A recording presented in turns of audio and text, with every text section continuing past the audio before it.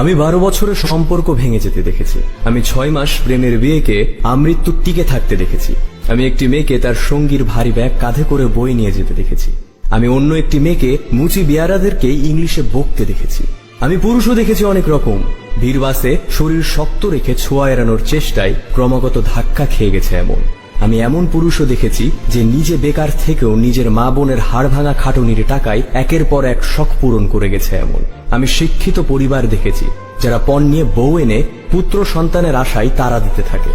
আবার আমি পথে থাকা মানুষগুলোকে কন্যা সন্তানকে শুধু স্কুলে নয় প্রাইভেট টিউশনেও ভর্তি করতে দেখেছি।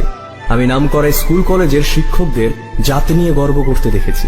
আমি দুবেলা দিনমজুর খেটে খাওয়া মানুষকে এক থালায় অন্য জাতের সাথে ভাত খেতে দেখেছি। আমি মানুষ দেখেছি, আমি অমানুষ দেখেছি।